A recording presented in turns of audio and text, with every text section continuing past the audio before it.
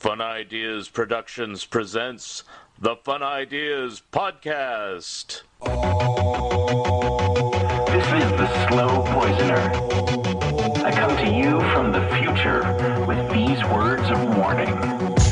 It's a hot horror planet. It's a hot horror planet. It's a hot horror planet.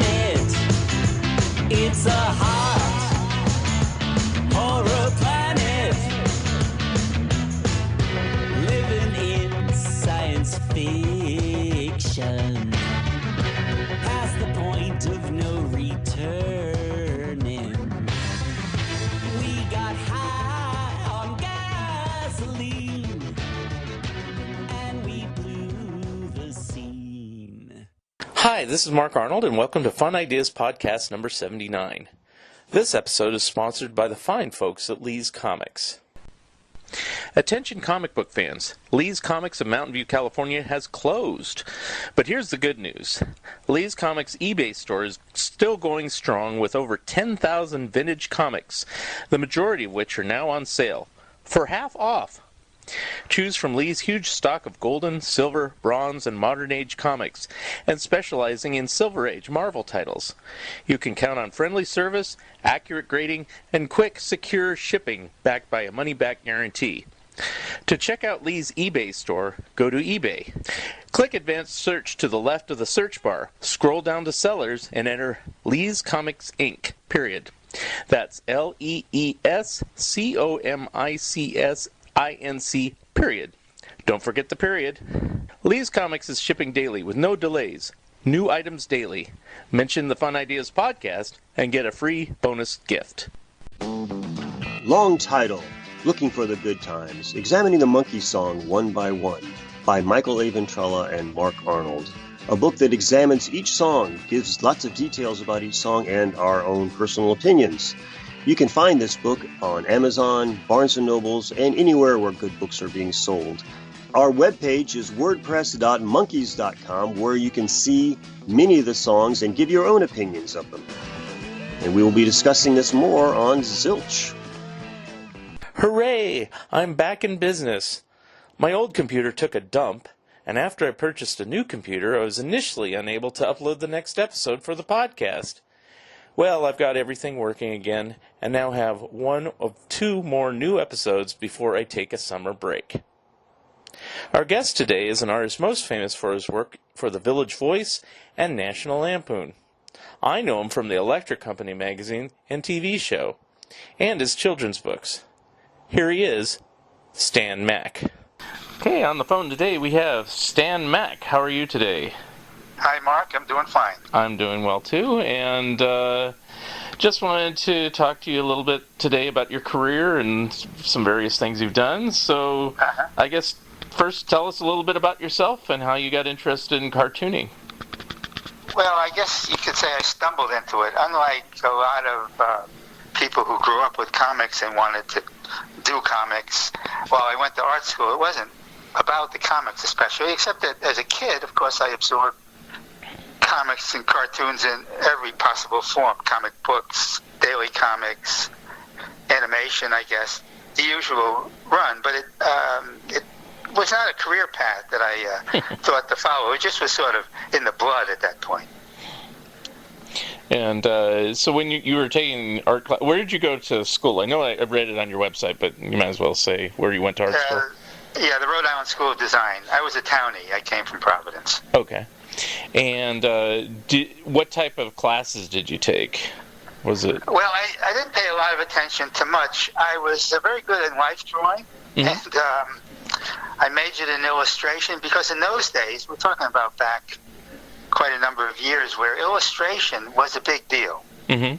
Illustration had been a big deal forever, going back to the early 1900s. But and it was going through a big transition in the 60s and 70s when I came in. I had this kind of odd, quirky penline drawing style that certainly we never would have played, in the so-called golden age of illustration.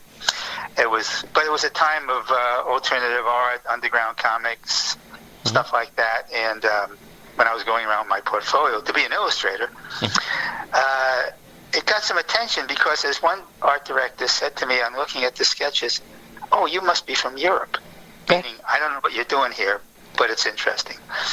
So that's how I got going in illustration at a time when you could do that sort of thing and actually get work. So I really had a lot of work as an illustrator long before I turned to comic strips. And what was your kind of first breakthrough? Was it just magazine illustration, or did you ever break through in the children's books, or what was the first thing? Well, there were different categories and kind of happened separately. As far as the kids' book goes, I remember I had an agent. In those days, you had an agent, and they actually walked around with a portfolio. It wasn't online then. Anyway, she walked into a book publisher's office and showed my work, this scratchy penline style. It's sort of like Edward Gorey, but without the character, you might say. And the guy said, I have a book project. It's underway, and the illustrator cannot do anthropomorphic characters. Can your illustrator do that? The book was called Potato Talk, and he said, we need to animate a potato. And she said, of course, it wouldn't have mattered what he said. She would have said, of course he can do it. Anyway, drawing faces on potatoes and every other kind of inanimate object was something I did without hesitation, and so I got that job. So that was my first real book assignment. Okay. So I stumbled into it that way. As far as the cartooning, and then the illustration goes, it was just, I followed along behind a lot of hot illustrators of the 60s, kind of the Milton Glaser school of illustration. And I just picked up along with them. I was in the right category. I could do and was willing to do anything. There was an old TV show called Have Gun Will Travel. I said, I have a pen. We'll draw. Just put the paper down. I'll do it. And that's how, and there was work. So a lot of advertising that paid pretty well. It's not like today where young cartoonists really struggle, as far as I can tell, to do it. There was work in those days. And the same thing for magazines. There were also more magazines. Right. So, but I wasn't a New Yorker-style cartoonist. I didn't even think of myself as a cartoonist. I was an illustrator, and I also lucked into a very important job as an art director at the New York Herald Tribune, which was a competitor to the New York Times. The Trib was at the end of its run, but they had put a lot of money into the visual side. I became part of a team of designers who specialized in newspapers. So, and it was also a time of what they call the new journalism. Jimmy Breslin and Tom Wolfe and Claudia Stein, all those people. It was a whole new and very personal approach to what had been traditional newspaper work. And I just, as a young beginning art director, I just fell right into that and got caught up in what you might call the romance of journalism. So I was bouncing around among a bunch of different things, but keeping busy, and it was fine. I don't know if any of this is interesting. Well, I'll tell you my background, and I did a little more research since we talked last time, because I was saying, I saw your work in Electric Company magazine and things like that. But, looking through the internet and looking on your website and things like that, that children's book you just mentioned, Potato Talk, that is the first book I saw. I said, I know there's a children's book that Stan Mack drew or wrote or both or whatever. I didn't know if he wrote it, but, I remember it. And then you had a picture of the cover, because I don't have the book, unfortunately. You have a picture of the cover on your website, and I go, that's the book! That's the book. Yeah. And I used to check it out of the library all the time. And I said, I was like 4 or 5 years old. And I was like, I really liked, I didn't really memorize names back then. I really liked this guy's quirky drawing style. And it's like, it really appealed to me as a little kid. And then... Super quirky, that's right. And then... it's like I grew up with you, and so, I'm going to be Mr. Fanboy right now. It's like, so, then I started getting Sesame Street albums and books and things like that, and your artwork was there, and then they started Electric Company, and your artwork was there, and then later I graduated to National Lampoon and things like that, and your artwork was there, and I said, this guy's great, he's like in everything. And then, there was a time when it seemed that way, yes. Yeah. Now, we did talk beforehand. You said, usually when I do these interviews, we're talking about the Village Voice. Well, I grew up in California, so I'm on the West Coast. I didn't know what the Village Voice was. I kind of heard about it. But, I did mention that, I got a book somewhere along the line when I was a kid or a teenager with Mark Allen Stamati's work, because I thought, it was called McDoodle Street, and I thought, wow, that's really cool. And it said, from the pages of the Village Voice, so that's probably where the first time I ever heard of it. And then I go, oh, it's one of those newspapers that's for New York, but, we had equivalents out here in California. There's a San Francisco Bay Guardian. In San Jose had the Metro and things like that. That's where I grew up. And eventually I did see Village Voice because they did start carrying it. Like if you went, I lived in San Francisco for a number of years, so I would see Village Voice at that point, and this was in the 80s and 90s. So I go, oh, there's Stan Mack's work there too, and I didn't even think about that you'd probably been there for 20 years or whatever. The mid-70s, that's where it started. I was in it for 20 years though. Yeah. So yeah, you would have come across it. It was also. I backed into everything I've ever done. It's not having a vision to begin with, I suppose. But I was an illustrator, and that meant waiting for the phone to ring. Right. And while I was doing comic strips as well, they were not comic strips like anybody had ever really done before. I mean, there was the underground stuff, and I was a little bit older than them. But there was something in the water, in the air.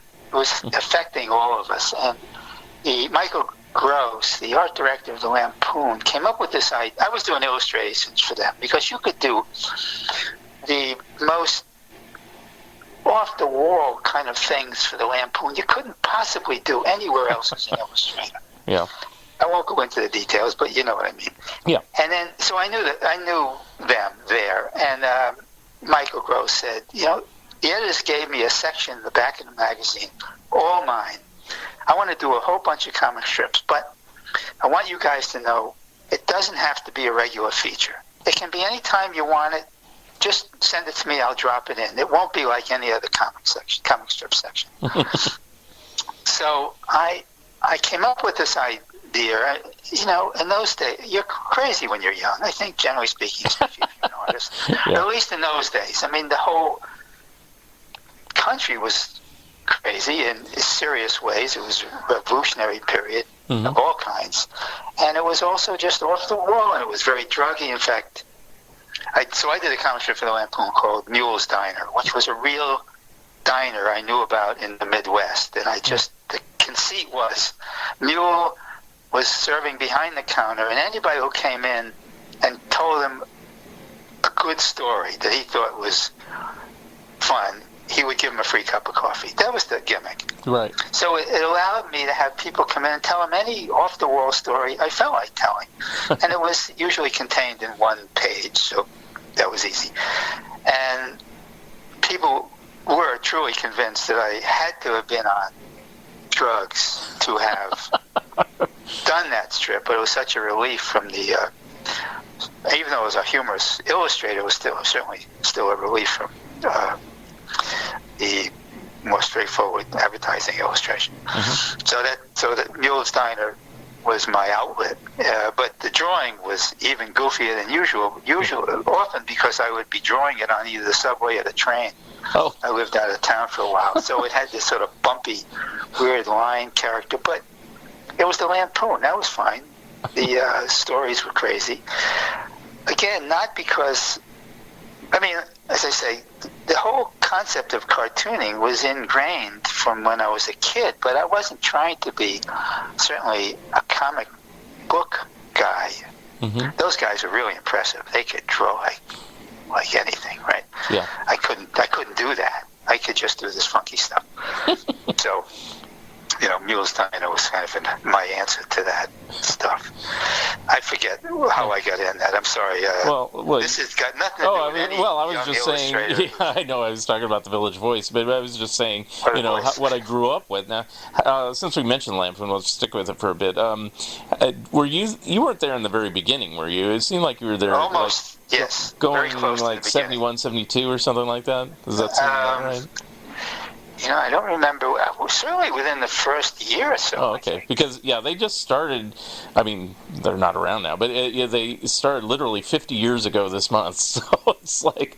Oh. So the first issue came out in April 1970, so it's like... Well, I was working at the New York Times. I went from the Herald Tribune as an art director to the New York Times. Trip folded. Mm-hmm. And I went to the Times as an art director. For a while, I was the art director of the Sunday magazine, so it was a big deal at that time. And just drawing, on my way into work, and that's where the Lampoon came into it. So, it could have been certainly the early 70s. Now, you said you always kind of backed into things. So did they seek you out and say, "Hey, we like your work," or how'd that? You mean the Lampoon? Yeah. I knew some people who were Rick Meyerowitz, for example, was a regular there. He did that famous Mona Gorilla cover for the Lampoon. Right. Remember?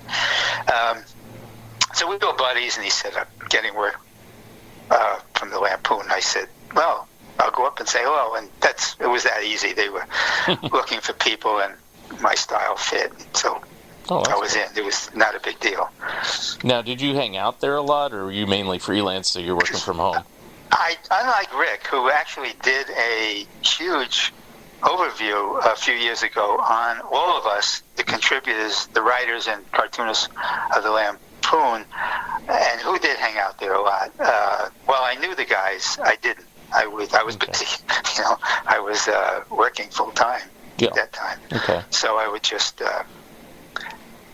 get an assignment, get an article or something, and that's that book he did called Drunk, Stone, Brilliant, Dead, or something like that.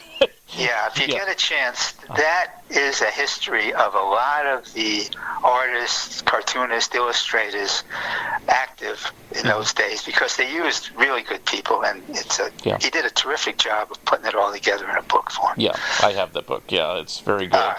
And there was a point, I don't know, all the books I've done, probably not, but I've written books about Cracked magazine, which I know you didn't contribute to, and I'm working on one on Mad magazine, and there was a while there I was considering doing one on National Lampoon, and then I backed off of it because I talked to Rick about it, and he says, "Well, I'm working on a book, and it's a big art book and everything." And then, then a slew of Lampoon books came out in the last few years, about... and a film, too, I think. Yeah, about Sean Kenny and, about just the Lampoon itself, and, it's like... And, there's a film that has the same title as Meyerowitz's book, and it's like, too much Lampoon, and they're insiders. They know what's going on.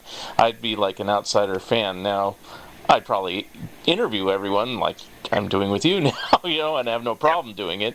And, it's a possibility I could do one, at some point. But, I think that definitive books have been done about the Lampoon, about the history and everything like that. So yeah, I think you're right about that. Yeah, you'll have to move on. Yes, but I still enjoy it from afar. Now, how long did you work at the Lampoon? Because I know you weren't there to the bitter end in '98. No, I got out. It changed a lot. I didn't. By that time, really, two centerpieces of what I was doing, because I walked away from whatever kids' book I was doing and other things, because this Village Voice comic strip was a weekly. Mm-hmm. And I did another one for Adweek magazine, which was also weekly. So I did The Voice for 20 years. I did Adweek for 10 of the same. So for half the time I was doing 2 every week. And it just was too much to fit anything else in around. There were 2 big gigs. So that was what I did, and that's kind of why I said often when people want to talk to me, it's about that. And I had no idea. I stumbled on something that was very much of its time, innovative for the time. It doesn't mean the same thing today, and to some extent others are doing it as well, and that was a nonfiction journalistic comic strip covering real people, not the elite, not celebrities, none of that stuff, but just going out and wandering the streets of mostly Manhattan, or New York City anyway, talking to people, overhearing them, going to hot spots, going to bars and Unitarian church single centers and movie lines, and anywhere people were congregating in the city, homeless people, and did a weekly comic strip in which I took those stories and built them into a 10 or 12 panel comic strip jam-packed with their words, and I would, because I loved life drawing, I would sketch them. Mm-hmm. So very often I still get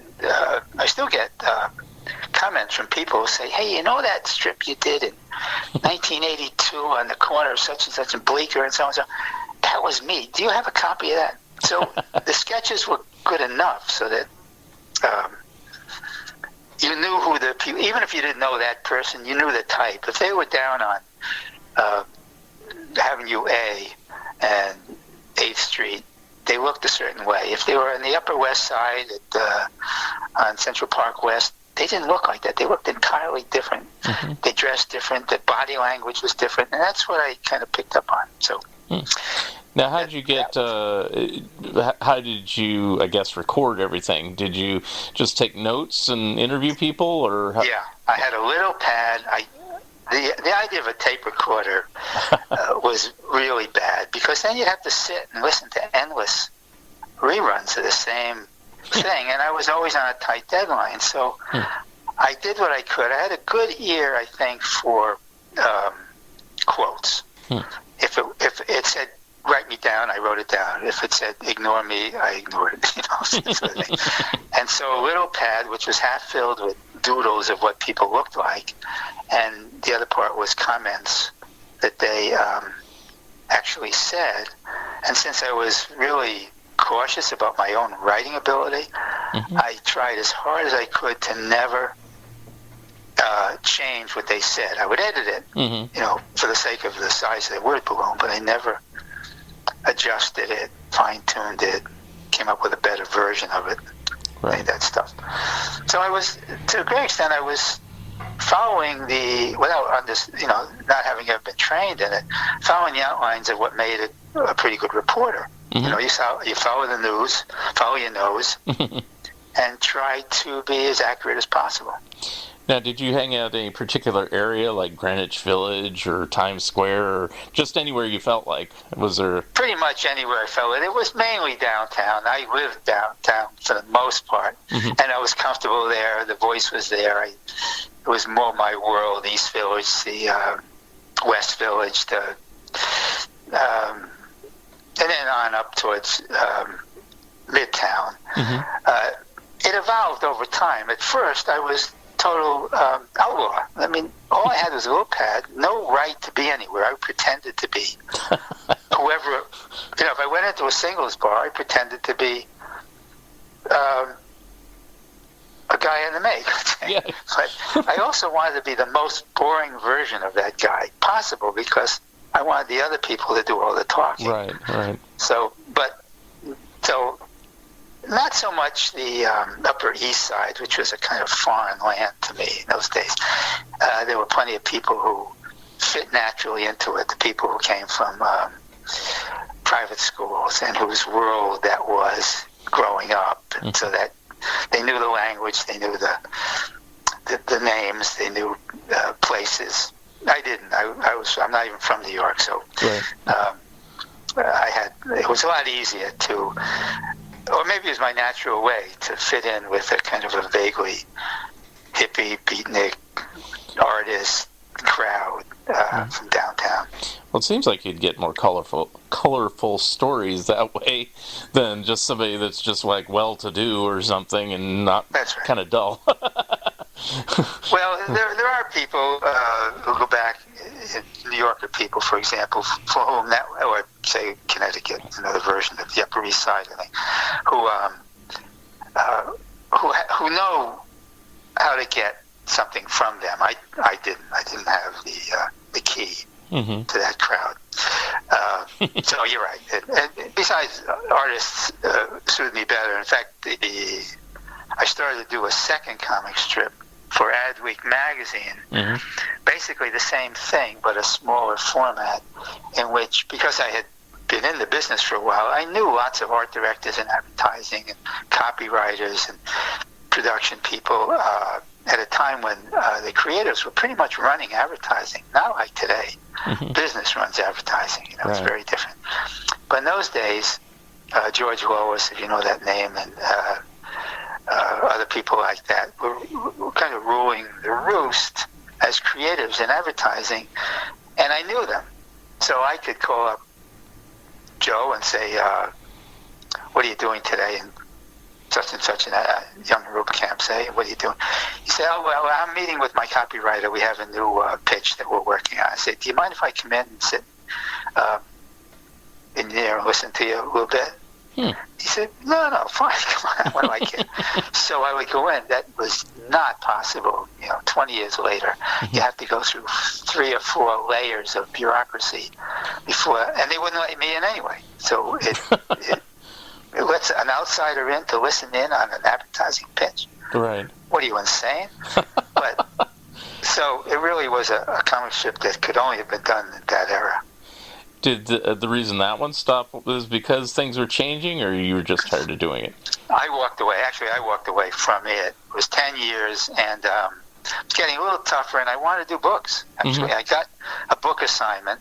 You can still get the book. It was, well, it's complicated. I don't know what interest any of this stuff is. But I began over in the, I don't know how much you know of this stuff, but in the late 80s, early 90s, in the East Village of New York, there was a huge protest movement grew up, partly serious over the gentrification, the lurking, coming gentrification of what had been mainly a world of druggies and Hispanic culture and in beat-up old immigrant housing still. And at the center of it was Tompkins Square Park, which had been, over the decades, a center of political and social protest, had been all the way back probably to the 20s. So it was a crazy world. And what caught my attention was that as the neighborhood went downhill and the realtors worked but had not yet pounced, a lot of the landlords were walking away from these old buildings, abandoning them to the city, which had didn't know what to do with them either. And some young people of all kinds of backgrounds, some European, some young, some homeless, came together around what they're calling the squatter movement. These were buildings that were vacant, left to deteriorate, and people began to move in them because they were either homeless or they had political motivation, and take them over secretly, live in them secretly, illegally connect with a water line or a electrical line from the street, and try to live there. And this brought a lot of attention from the police, from these realtors, from the city in general, and so suddenly there were riots all over the East Village and even the Lower East Side. And I got drawn to it. So a lot of my strips of the last few years that I was doing the Real Life Funnies and The Voice, I pretty much focused on that world because I was just fascinated by it. And an editor came to me and said, have you ever considered a book on it? And I know there have been books. A number of people were. I wasn't the only one over there, although I did get close to a lot of, closer than a lot of the media to some of the homeless and some of the squatters.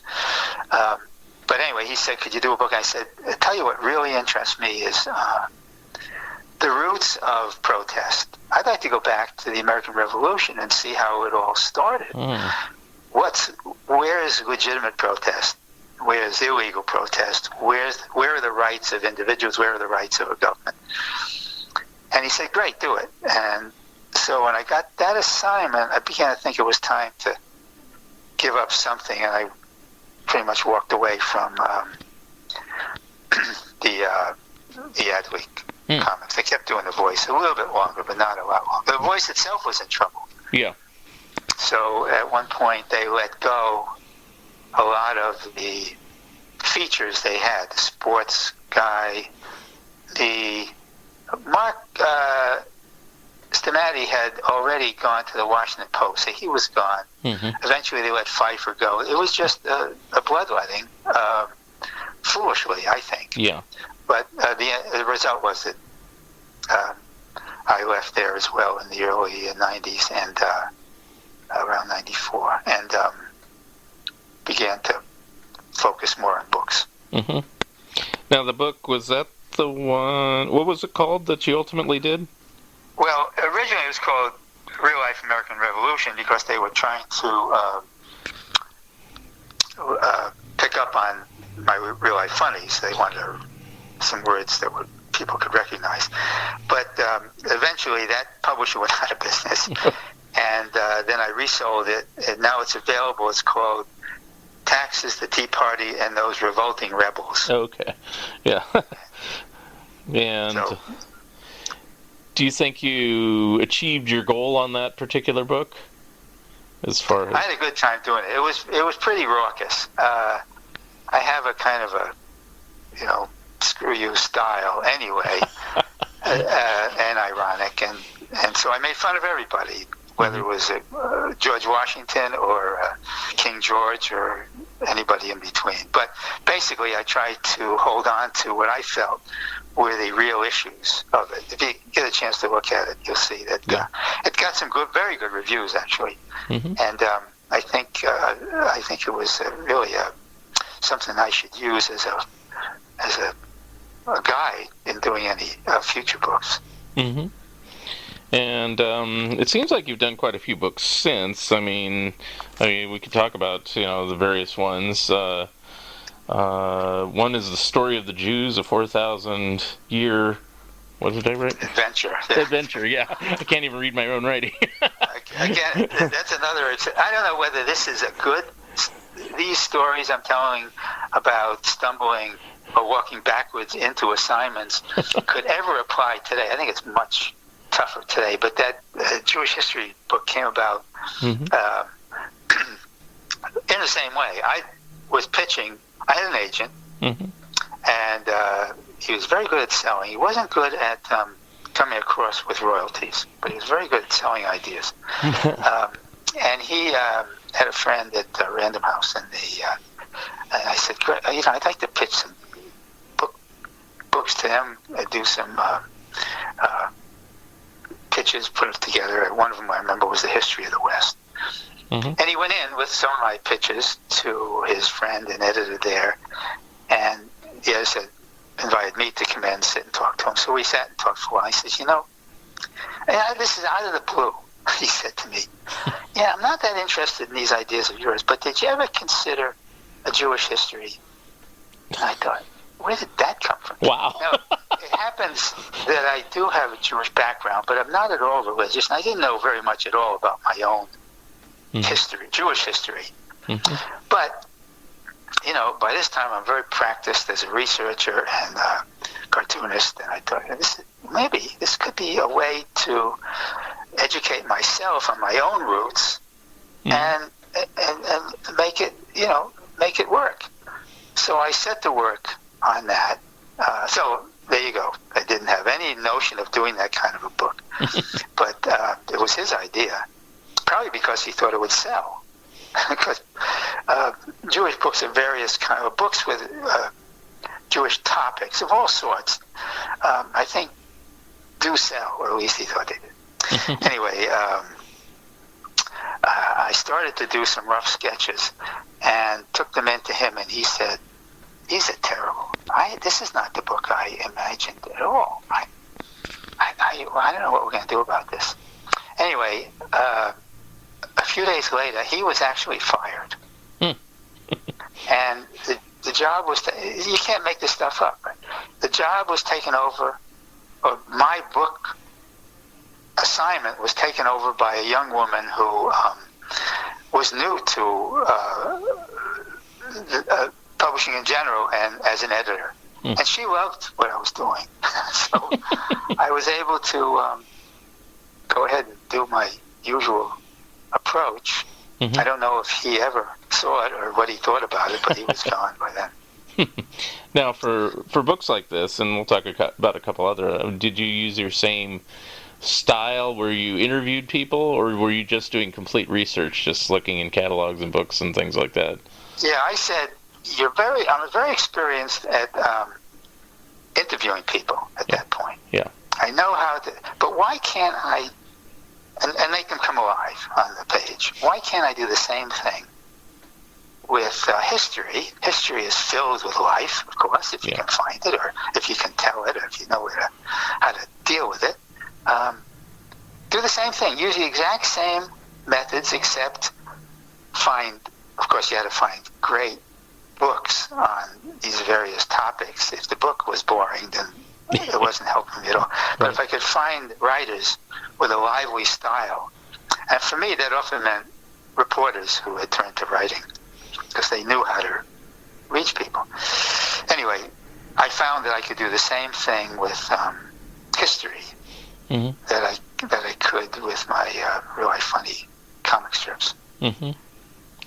Now, when you did these history books, did you also do research as far as getting, like dress and, Yeah, it was the same thing. Right? Yeah. Visual research was the same as... so to make it look authentic and everything, you're not just making it up, No. Yeah, so you do very thorough research. So how long does it take you to do one of these type of books? Well, those two books you mentioned took about 3 years each. Wow. A year to do research, a year to pull it together into a format, and a year to do the final version. I don't know how far you want to go with these. Let me separate. The kids' books came earlier, and to tell you the truth, while I've done a bunch of them, I never was comfortable doing kids' books, and it may have been the reason that I didn't feel I had a message for kids. Yeah.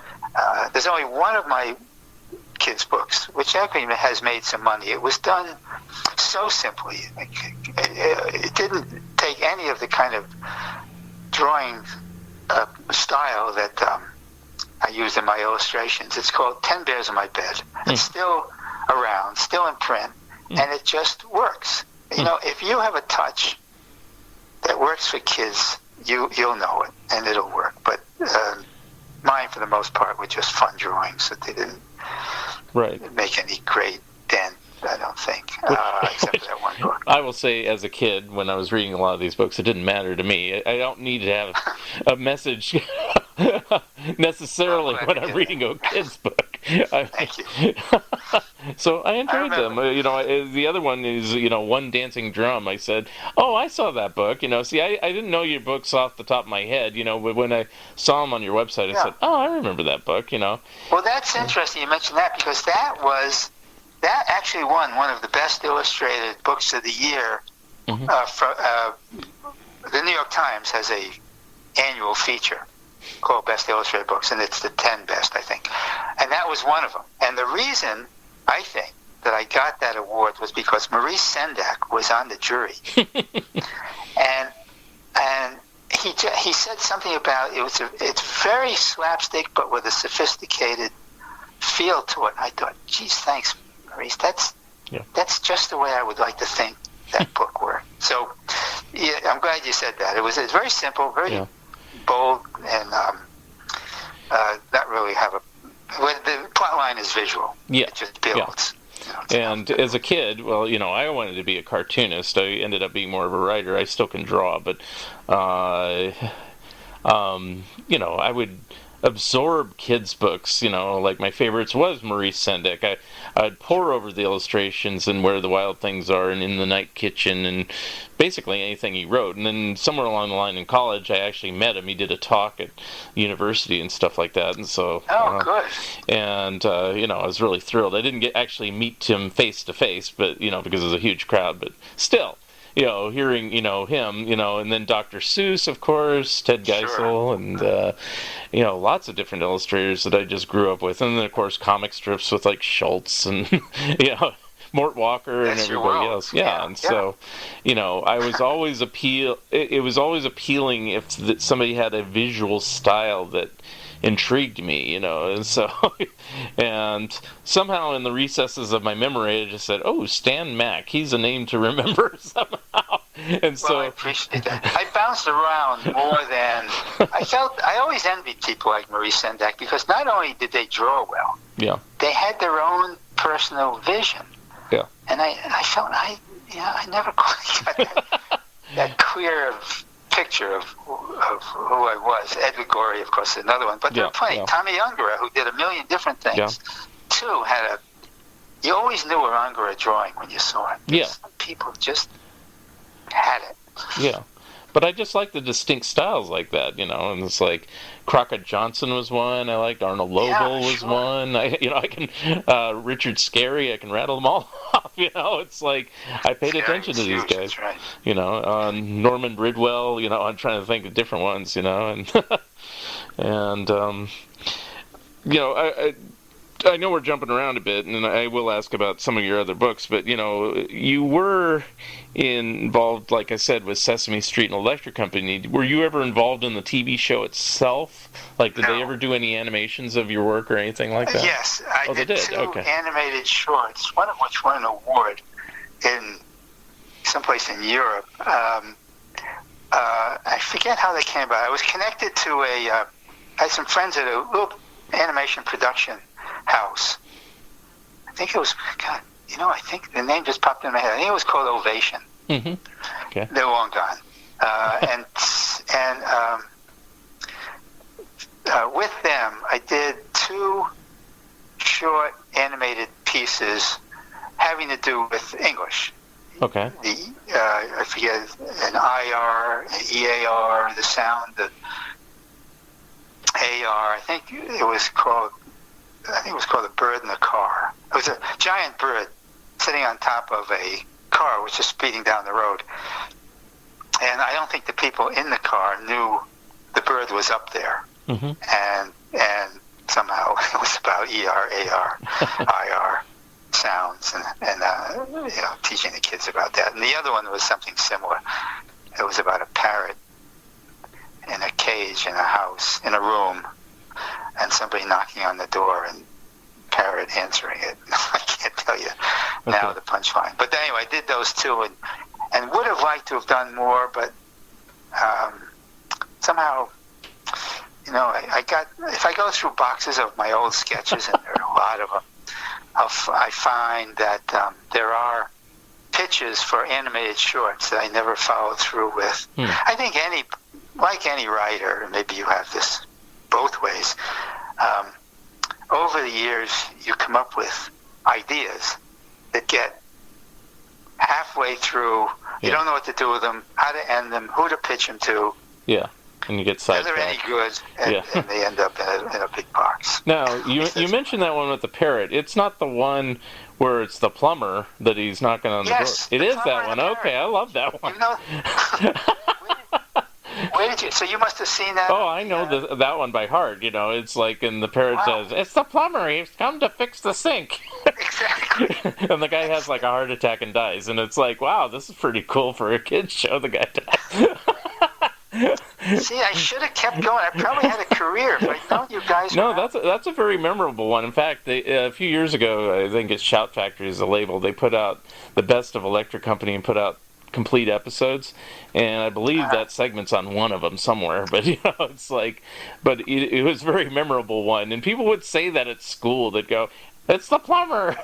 I've come to fix the sink," just because it was so ludicrous, Wow, this is a revelation. Well, I hope that maybe you can send me, if there's any way I could get to see that. It might be on YouTube, but yeah, I could find it and see if I can send you a link. see if you can find it. Send me a link of some sort. Wow. Yeah. I should. Well, that's good to know, because again, maybe I was jumping too fast to settle down in any one area. That could be it. But if there's a little time, I want to mention one book of mine that is entirely different, and probably the most important thing I've ever done, though it's only funny in portions. And then what happened was my career took a came to a dead end in the end of '99, and then for a few years after that, or even before '99, from like '95 through to about 2005. What happened was I was living with a woman, we were long-time partners, many years, and she got breast cancer. So we treated it. So for 5 years, she battled it, and then it seemed to be under control. She went through the usual stages that you go through, and then it went away. We had done a lot of traveling together. We actually went around the world to celebrate her beating it, what we thought. But a few years later, it came back in force, and then from then on, I did almost nothing but be a caregiver for her. Right. We were very close, and it was just the most important thing I could think to do. She died at the very end of '99, practically the last day, like New Year's or a day before it. And I was doing an occasional comic strip for the New York Times regional sections. And basically, I was trying to do a real life funnies in the suburbs, which is a joke in itself. Sorry. Yeah. It's hardly the East Village. Yeah. But anyway, I was doing what I could, but sort of half-heartedly. And then on the last, though I didn't know it at the time, what turned out to be the last 2 or 3 days of her life, I did a comic strip on our life there. Because people were beginning, it was Christmas to New Year's. It was celebratory time, and especially with New Year's coming up, there was a lot of festive feeling every place in the city. And she was dying. We were in this apartment. And I did a comic strip that, in retrospect, I don't know how I did it. It was rough. And they ran it. Equally amazing. They took it and ran it in the suburban sections of the Sunday Times. Wow. Well, the outcry from the suburbs was enormous, mostly hate-filled letters, some very complimentary, but a lot of them outraged that the Times would dare run such a topic as breast cancer in a comic strip format in their section, where they're sitting there with their coffee and bagels, and they're just horrified by what they're reading. The irony is that the suburban editor never got letters. I don't know if anybody ever read the suburban sections particularly. They got a ton of mail. They thought it was so wonderful that for the next 2 weeks' issues, they ran the letters with an explanation of what my intent was. They were very good about it. One of the people who... is this all right? Can I tell this story? Of course, yeah, go. One of the people who read the strip and saw the letters was that same editor who had been my editor on the Story to Jews. Oh, wow. And she said, I think there's a book here. Cool. And I thought, well, fine, because I would like to do that book. She said, okay, let's do it. So let's start.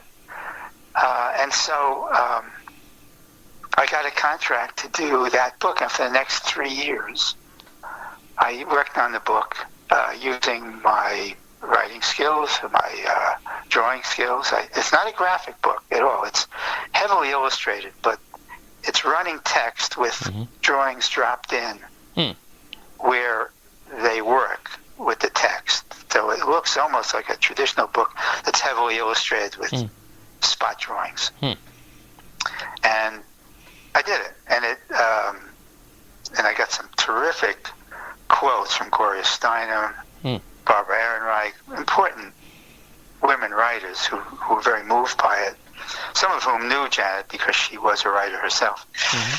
Anyway, that stopped my career, commercial or artistic career. And that's all I did for quite a long time. Then but the world had changed by then. So right. Now, is that book serious, or has some humor in it, or? Janet was a very lively, upbeat, kind of a wild character, and I tried to capture her spirit, even as we were both struggling with the cancer. And so the book is a combination of a memoir of us together and all of the problems that anybody facing serious cancer has to deal with. Right. One, that everything's always unexpected. You never know what's going to come around the corner next. Right. So it's a combination of some lighthearted moments, because we try to be funny with each other. Right. Some advice for anybody going through it.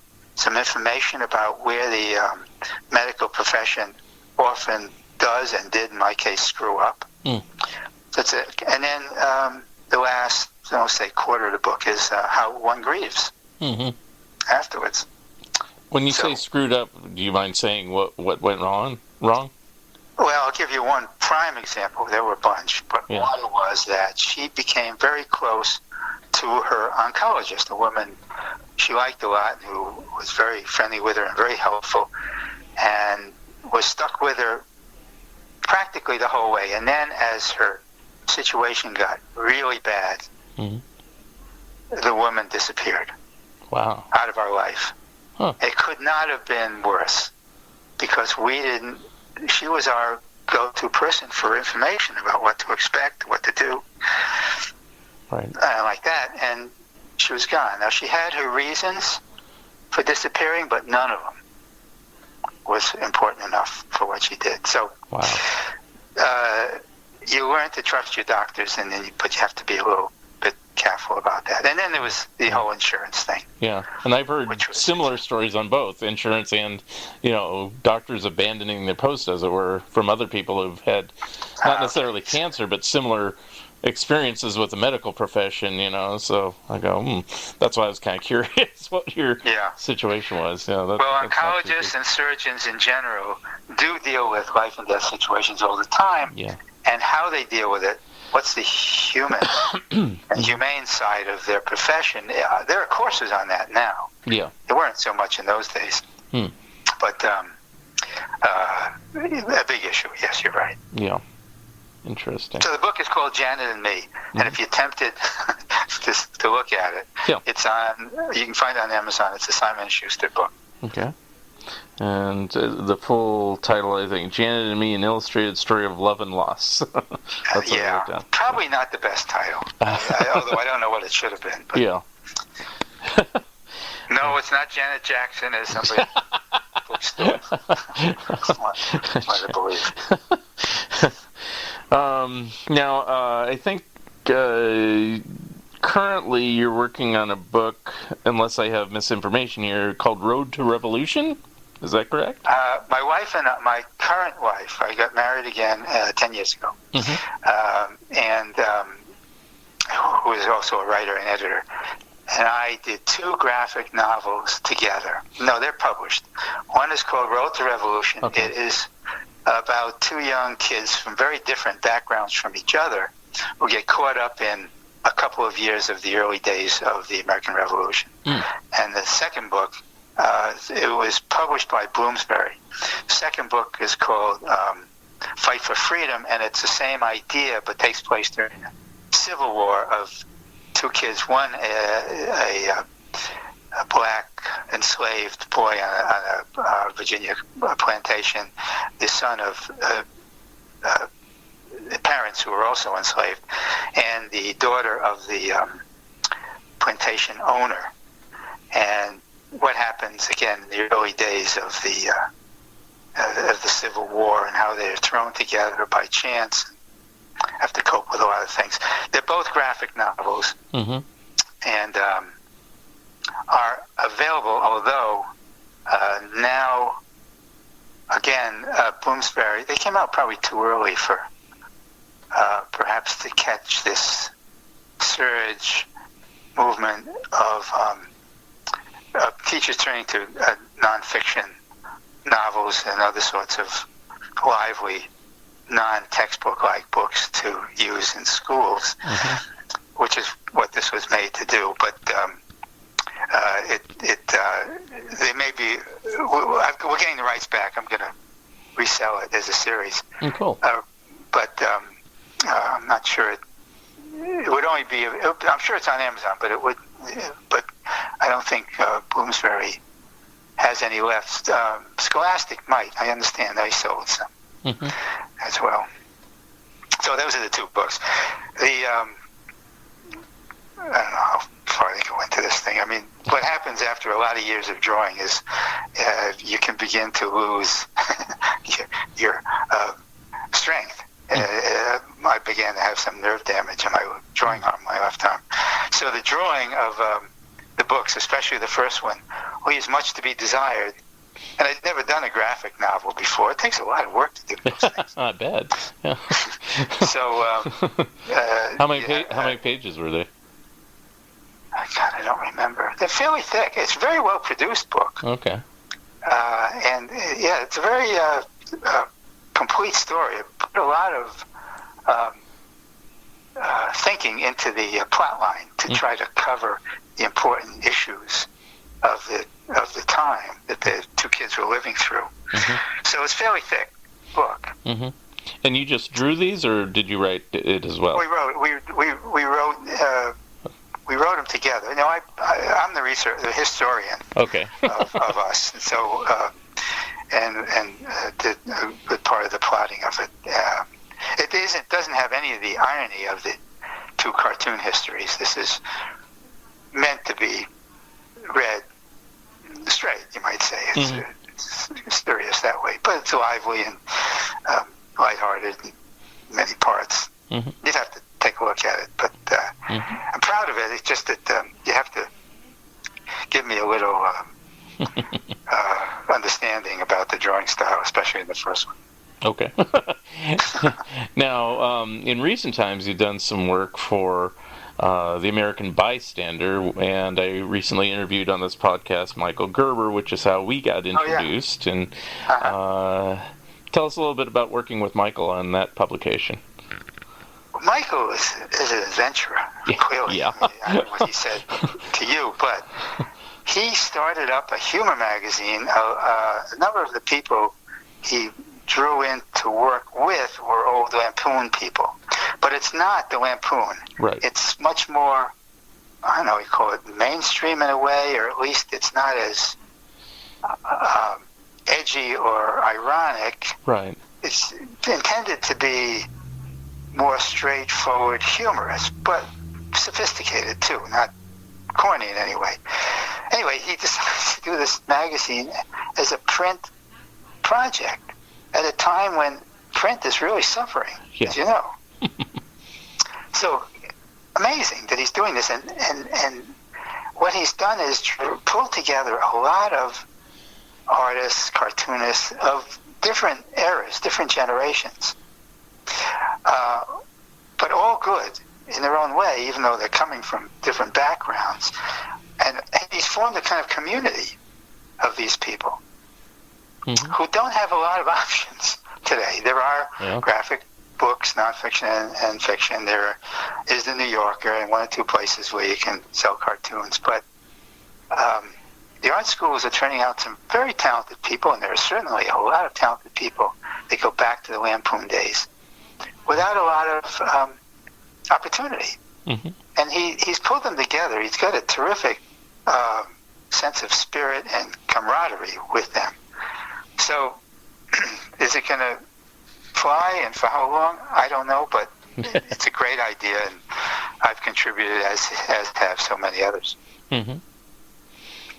And so that was like a no-brainer, even though, I mean, he, by his own admission, it's like a combination of Lampoon and New Yorker. So that's where he's kind of driving it at. Yeah, that's certainly he has big ambitions, and he's trying to do that. And I think he's a terrific editor in the sense that he's a motivator. Mm-hmm. He gets people excited. He gets people to want to contribute. Yeah, and it seems to be working, but I don't know anything about the business end of publishing, and that's his area. He seems to have an instinct for that as well. We just have to see if it's going to go. But anyway, that's the Michael Gerber, and he talks about story. it. I mean, I haven't posted that episode yet, but I can let you know when it's up so you can listen to what he says, because he does talk about the publishing industry and how what he does through a Kickstarter is differing than putting it out in regular newsstand distribution. And considering where we are now with the pandemic and everything, it's probably actually the preferable way to do distribution, which is kind of ironic, because I don't, neither of us, and yourself included, ever predicted that this would come about, for this, for sure. And, and that'll lead me into my next question, and probably the last subject we're going to talk about today is just, he had said that you were looking for people to talk about their experiences so far with this pandemic. Now, you interviewed me a couple weeks ago, and I tried to give you information about my situation, which my situation is generally upbeat, probably more than other people. But it might be because I'm more of an introvert, and I'm fine working at home, working on projects.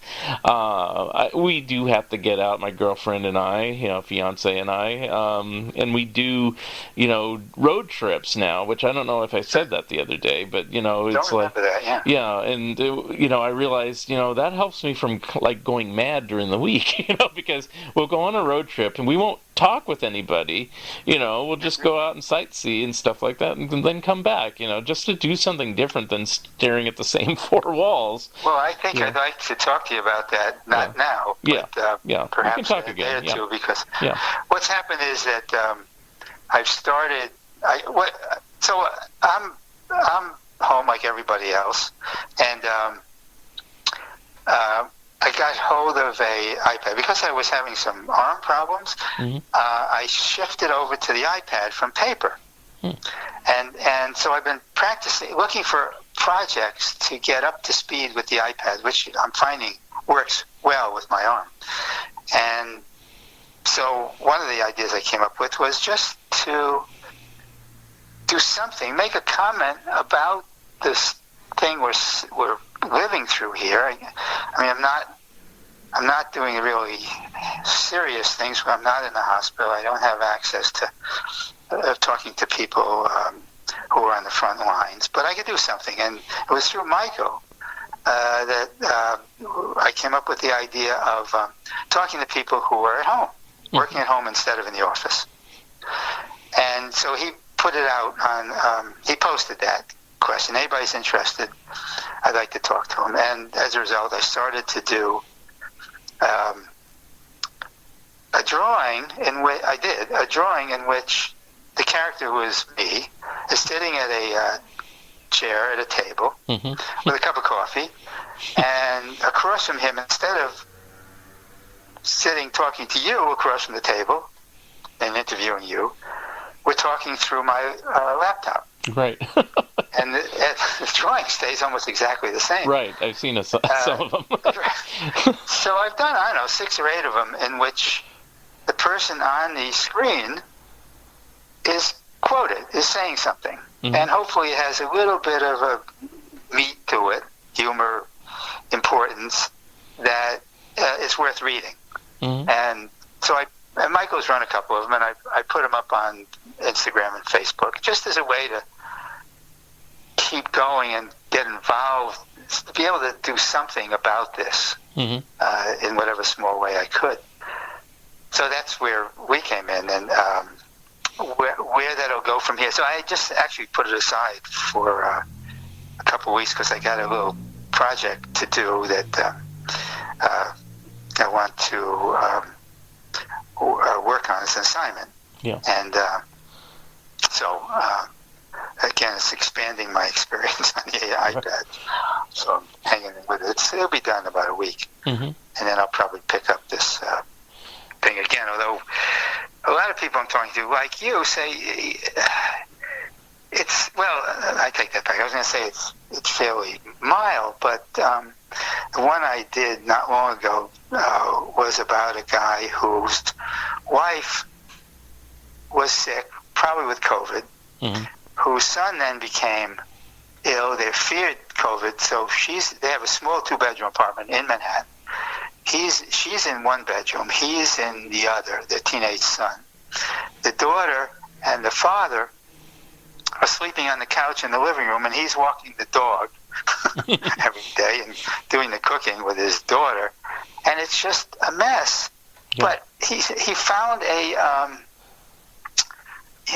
possible light in the future, and that's what the quote that I use. He said, we're waiting for her to have a normal temperature for 3 days, mm-hmm. and then she can come out, and then she may, depending, because they're saying that people who've had it could be immune. Right. If that's true, she's going to come out of that bedroom a superwoman. She's going to be able to walk the aisles of Trader Joe's fearlessly. Yep. Right. And I thought, well, that's perfect. I'll just put that in. So that touches on some of the more serious stuff, because you got 2 sick people in the little apartment. Right. Well, I think I smell another book coming from you at some point when this is all over. Maybe not right now, but maybe a couple years or something, Well, actually, I'm not home.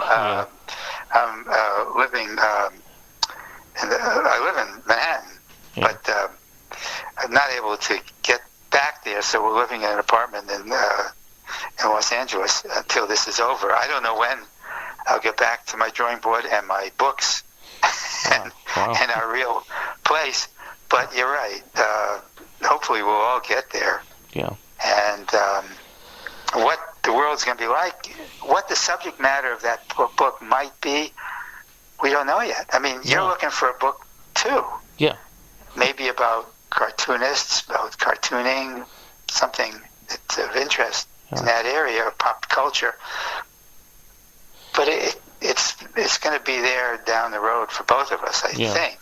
Well, we just don't know what it is. Yeah, I don't know either. And it's like, I continue doing these podcasts for the summer here. I don't know how long I'll go, but, as far as, I was originally going to take a break, and then I realized everybody's at home, and they want something to listen to. And it's like, I thought, should I talk about it like the elephant in the room, or should I ignore it? And then I realized it's actually interesting. So I'm kind of doing what you're doing a little bit. I haven't posted all those yet because I'm always a little bit ahead. So I'm just at the tail end of the ones that I was posting that are right before the thing hit. So they're like, oh, I'm going to do a show in June, I'm doing a show in July, so I had to put like a disclaimer. This was recorded before this, but then next week I think is the first one after, and it's like people are saying, oh wow, things are different for me and blah. And I'm interviewing people that run comic book stores and interviewing people that that's a good idea. That's really a good idea. And there was a book that came out not long ago. What's his name? It's a book about bookstores around the country, independent bookstores. Yeah. I don't know the name of it. He's a cartoonist.